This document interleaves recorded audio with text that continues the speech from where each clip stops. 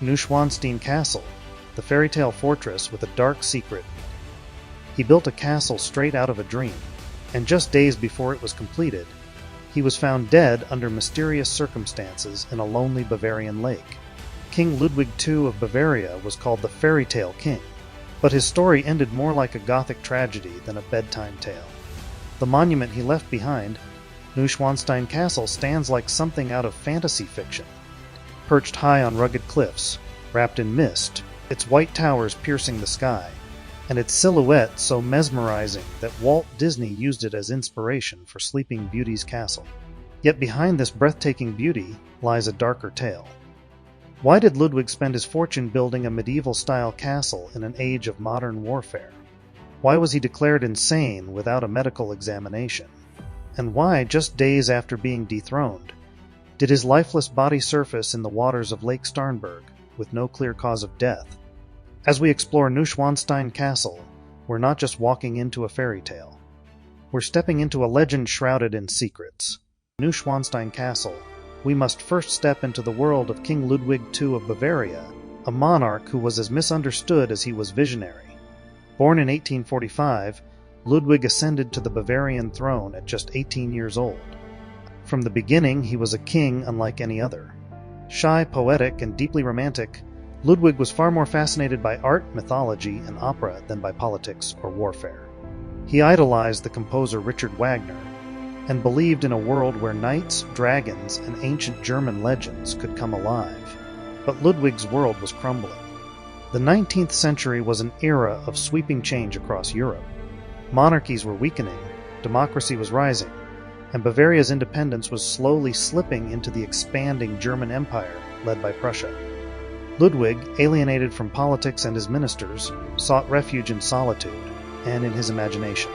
It was during this escape into fantasy that the idea of Neuschwanstein was born.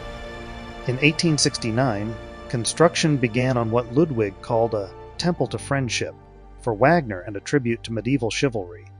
It was never intended to be a royal palace or seat of power, but rather a private retreat, a dreamscape removed from the real world. He poured personal funds and state resources into the project, despite not having the political support to do so. The result was a stunning but controversial undertaking. As Ludwig isolated himself more and more in his castles, often sleeping during the day and wandering the halls at night, his ministers grew increasingly uneasy.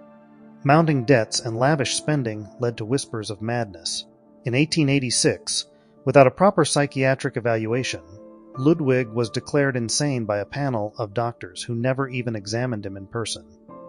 Just days later, he was arrested and taken to Berg Castle, near Lake Starnberg. Then, on June 13, 1886, the story took a chilling turn. Ludwig and his doctor went for an evening walk, and never returned. Their bodies were found in the lake.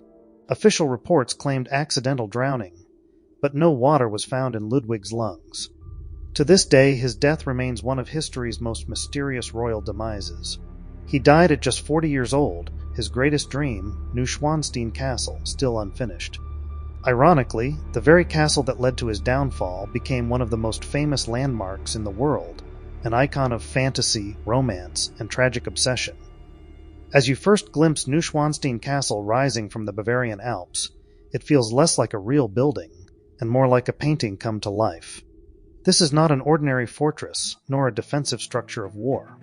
Neuschwanstein is pure romanticism in stone, a tribute to fantasy, legend, and Ludwig II's boundless imagination.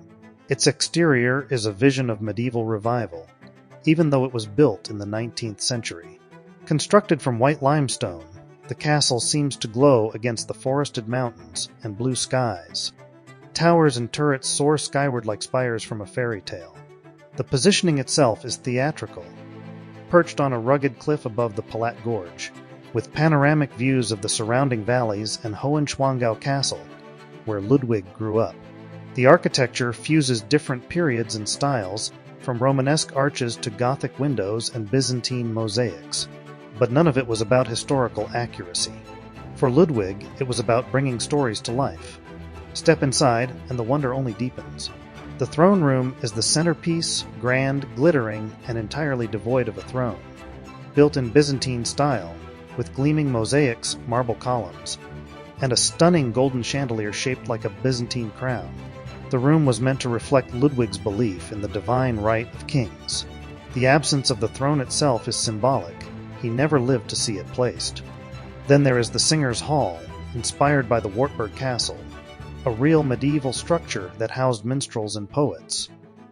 This room was designed not for politics, but for imagination, its walls adorned with vibrant murals from Wagner's operas, including Tannhäuser and Lohengrin. The acoustics were perfect for performances, but the hall was never used for public concerts. Ludwig built it for himself. Throughout the castle, swan motifs appear again, on walls, ceilings, furniture, even door handles. The swan was Ludwig's personal emblem, and a symbol from the Swan Knight legend, one of his favorite myths. In fact, Neuschwanstein means new swan stone. Every ceiling, every corridor, and every fireplace is covered in intricate craftsmanship, paintings of legendary heroes, stars, forests, castles, and mythical creatures. It was not just a home, it was a theatrical stage designed to immerse the king in stories that comforted his soul. But what truly sets Neuschwanstein apart is not just its beauty, but its engineering brilliance. Though it looks like a medieval relic, the castle was surprisingly modern for its time. It featured central heating via a forced air system, running water and flush toilets, and even a telephone line, all rare luxuries in the 1870s. Elevators for food delivery, dumbwaiters between floors, and cleverly designed ventilation made it one of the most technologically advanced palaces of its era. Still, despite all its marvels, Neuschwanstein was never completed. Only about a third of the rooms were finished by the time of Ludwig's death. What stands today is a glimpse into a dream that never fully came true. And yet, maybe that's what gives it its magic. To understand the cultural weight of Neuschwanstein Castle, one must understand the soul of its creator, King Ludwig II, and the world he longed for. Ludwig wasn't building a political monument. He was constructing a sanctuary, one deeply rooted in the myths and music of Richard Wagner, his greatest inspiration. The two men shared a profound, complex friendship. Ludwig saw Wagner not just as a composer, but as a prophet, someone who could bring German legends and heroic ideals to life through opera. Operas like Lohengrin, Parsifal, and Tannhäuser weren't entertainment to Ludwig. They were visions of a better world, a purer past where honor, beauty, and the divine intersected. This passion shaped every mural and motif in Neuschwanstein. The castle became a physical manifestation of Wagnerian myth, an architectural opera where stone replaced song. Visitors walking through its halls don't just see a palace, they step into the living pages of Germanic folklore. But Ludwig's influence didn't stop at the gates of Bavaria. Though mocked in his time as the Mad King, Ludwig's vision would go on to define how the world imagines fantasy. In the 20th century, a young American animator named Walt Disney visited Neuschwanstein. Mesmerized by its soaring towers and whimsical beauty, he used it as the direct inspiration for Sleeping Beauty's castle, now an iconic symbol of the Disney Empire. Thus, Neuschwanstein became more than a Bavarian castle. It became the blueprint of the modern fairy tale, an image etched into theme parks, movies, merchandise, and childhood dreams across the globe. Its shape appears in video games, fantasy films, and books, from Chitty Chitty Bang Bang to The Monument's Men to Kingdom Hearts.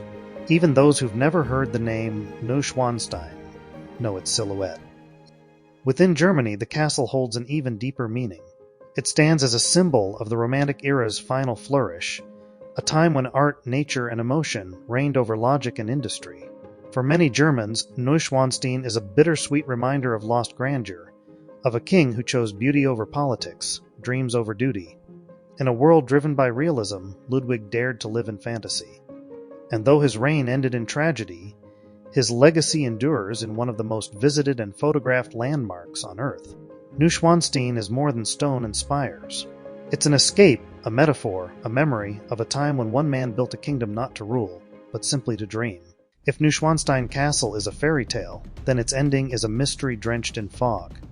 In June 1886, just days after being declared insane and deposed from the Bavarian throne, King Ludwig II was found dead in the shallow waters of Lake Starnberg alongside his psychiatrist, Dr. Bernhard von Gudden.